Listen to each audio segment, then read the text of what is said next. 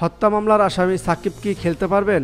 Cricketer Shakib Al হাসানের বিরুদ্ধে এমপির আদাবর থানায় একটি হত্যা মামলা দায়ের হয়েছে।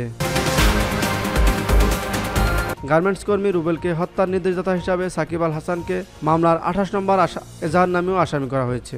বর্তমানে পাকিস্তানের রাওয়ালপিন্ডিতে বাংলাদেশের জাতীয় দলের হয়ে টেস্ট খেলছেন সাকিব। গতকাল সাকিবের নামে মামলা হওয়ার পর জনমনে প্রশ্ন দেখা দিয়েছে, হত্যা মামলার আসামি হয় সাকিব খেলতে পারবেন কিনা। যদিও এখন পর্যন্ত সাকিবের নামে গ্রেপ্তারি পরোয়ানা জারি হয়নি। গ্রেপ্তারি পরোয়ানা জারি হলে সাকিব দেশে ফিরতে হলে সাথে সাথে তাকে গ্রেপ্তার করা হতে পারে। তবে ঘটনা প্রবাহ বিশ্লেষণে করলে বোঝা যায় সাকিবের দেশে ফেরার সম্ভাবনা নেই বললেই চলে। সাকিবের পাকিস্তানের বিপক্ষে সিরিজ শেষে হয়তো পরিবারের কাছে যুক্তরাষ্ট্রে ফিরে যাবেন তিনি।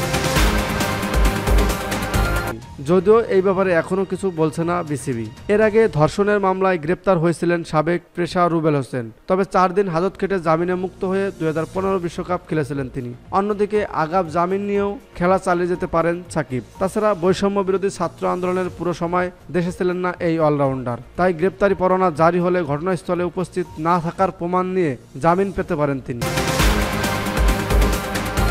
আর অভিযোগ খারিজ হলে বিষয়টি এমনিতেই নিষ্পত্তি হয়ে যাবে। গতকাল বৃহস্পতিবার গার্মেন্টস কর্মী রুবেলের বাবা রফিকুল ইসলাম বাদী হয়ে মামলাটি দায়ের করেন। মামলার 28 নম্বর আসামি লেখা রয়েছে মোহাম্মদ সাকিব আল হাসান, সাবেক সংসদ সদস্য, পিতা মাস্টুর রেজা, শাং, শাহপাড়া, নতুন বাজার, ডাকঘর, মাগুরা। এছাড়া এই মামলার বাকি আসামিরা হলেন সাবেক প্রধানমন্ত্রী শেখ হাসিনা, ওবায়দুল কাদের সহ আরও 156 জন। মামলায় অজ্ঞাত আরও 400 থেকে 500 জনকে আসামি করা হয়েছে।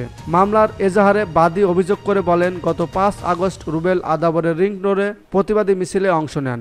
এ সময় আসামিদের প্রত্যক্ষ ও পরোক্ষ নির্দেশ, প্ররোচনা, সাহায্য, সহযোগিতা ও প্রত্যক্ষ মদদে কেউ মিছিলে গুলি ছোড়ে। বুকে ও পেটে গুলিবিদ্ধ অবস্থায় রুবেলকে হাসপাতালে নিয়ে চিকিৎসারত অবস্থায় 7 আগস্ট মারা যান।